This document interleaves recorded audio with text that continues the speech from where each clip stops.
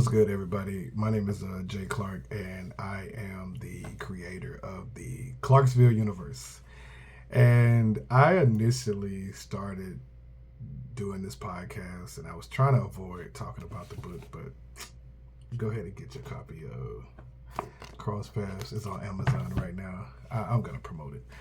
However, in talking about the book, I realized that I was touching on a lot of real life situations. And I kind of wanted to talk about some of those things also. And Cross Path it isn't just a love story. It's a collision of multiple people crossing paths. Hence the name Cross Paths. However, in Cross Paths, it is 1 week of all these things happening between the four main characters. You have Zach, Dante, Jackie, and Hazel.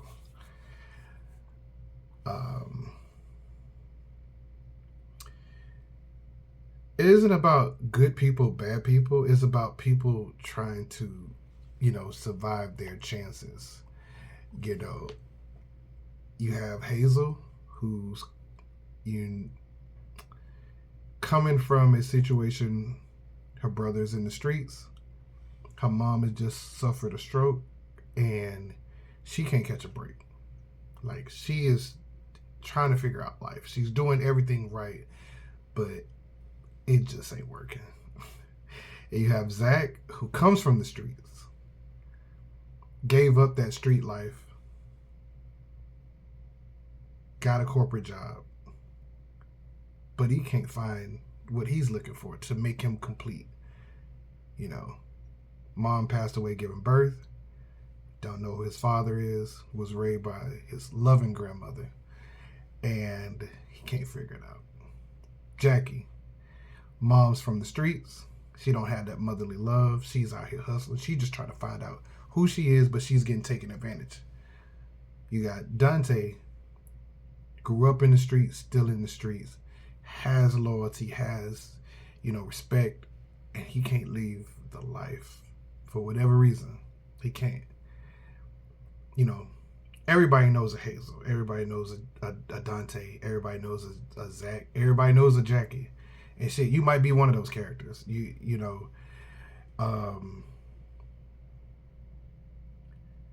But all those characters and everything they're going through in this Clarksville universe, like, I wanted it to be real. I wanted it to feel real. I wanted the neighborhoods to feel real, the churches, the street, the workplaces. I wanted not the characters so much to shape the environments in the book. I wanted the environments to shape decisions. The characters feel a certain type of way, and they do everything, but they come from these environments, and these environments feel real. Because you can leave these environments, just like I was saying with Zach, even though he left the hood and he left those ways, his mind was still there. He couldn't leave that mindset. He did all the hard work to get out of the hood, to get the nice house, the nice cars, everything that a person can see. You would think he made it, but mentally he was still there.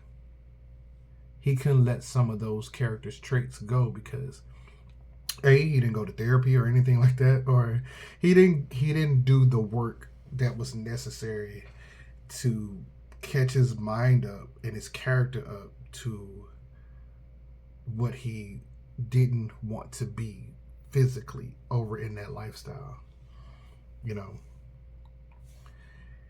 And all these characters, they have a level of faith, and I think sometimes faith is the hardest to have when life is falling apart. And at some part, these characters' life is going in shambles. when they meet each other, or they already know each other, depending on, because Zach and Dante are already friends, and Hazel and Jackie have a connection uh, because Jackie is dating Hazel's brother, you know, or quote unquote works for Hazel's brother. We'll say it that way. Um, and at the same time, they have faith, but they're asking God for something. And like I said, that faith is falling apart, but they're still talking to God, and they still want God to answer these prayers. And you know, and I think a lot of times in life, when we're not hearing God, we don't think God is listening, and then we start moving in our way. And I think sometimes, when God is not saying something to us, He's trying to see how we're moving. He want to see if everything He's taught us and everything He's done, with us, will we.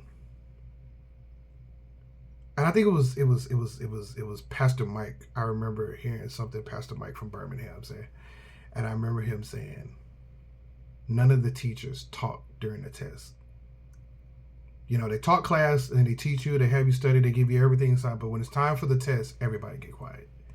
And I think sometimes, because I don't want to take credit for somebody else's stuff, and it sounded good though, but I would just say, when it's quiet the most, I think that's the time where people need to understand we're going through a test. And I think a lot of times when we don't hear God, or we don't hear someone telling us something, or we don't that intuition inside us, now we're fighting against temptation, and we're fighting against pride, and everything. We're struggling, and that's where these characters come in, and I wanted them to feel real. Like I said, we all know a Hazel, a good woman under pressure, like everything. We know a Zach, a guy that got out the hood,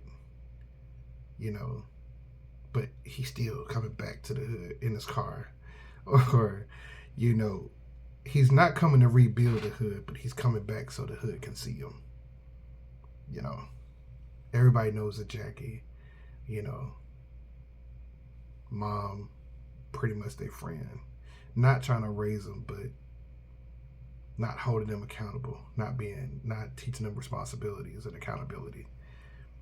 Everybody knows a Dante, a guy that's 40, 50, 30, still in the hood,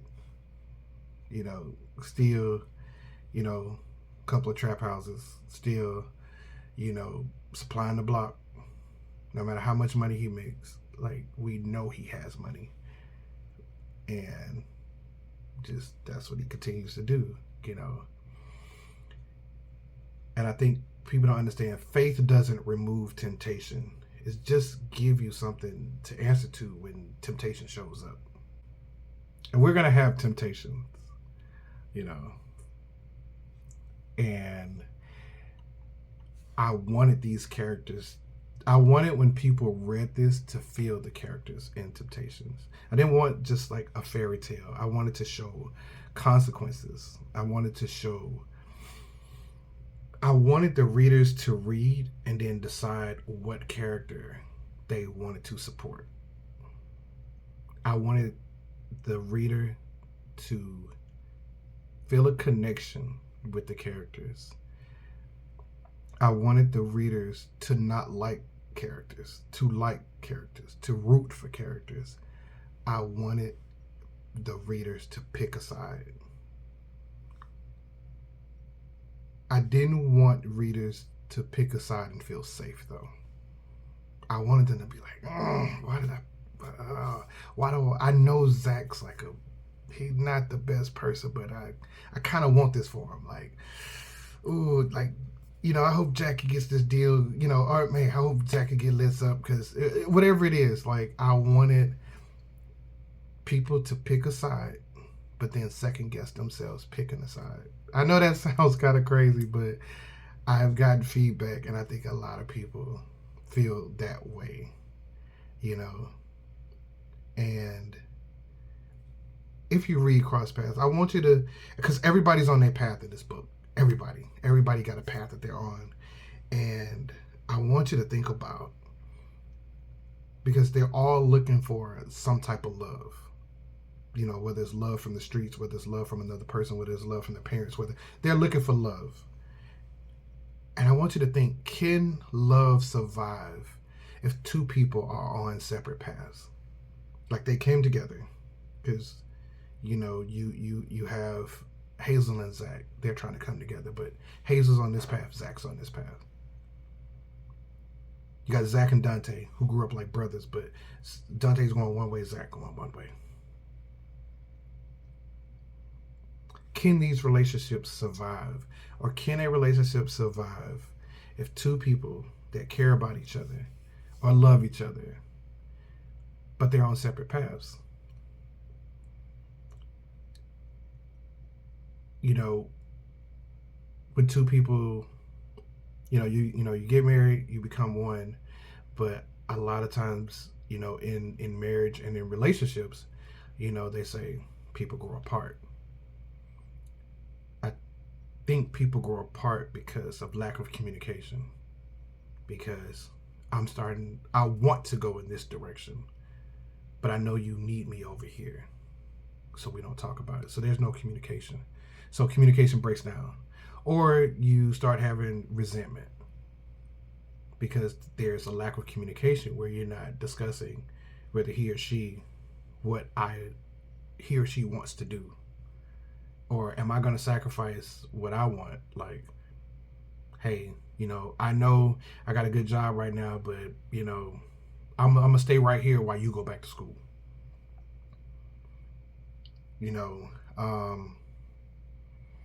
Kids are young right now. I want to move up in this job, but I'm going to stay right here until we get the kids to a certain age.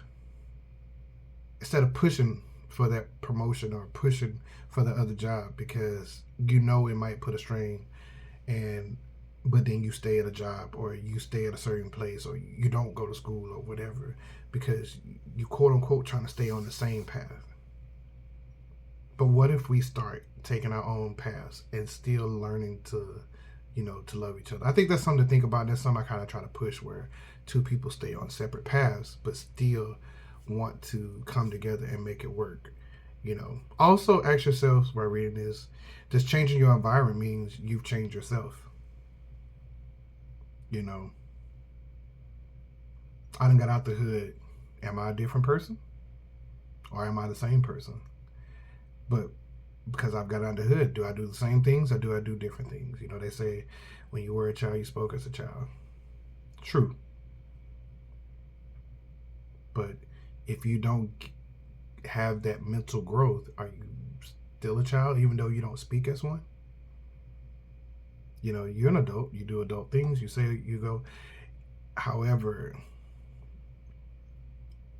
and just because you get out of the environment, is that a bad thing or a good thing? Because that environment shaped you to who you are. So those are a few things to think about when reading Cross Paths. And and I'm gonna just say this: if this conversation connects with you,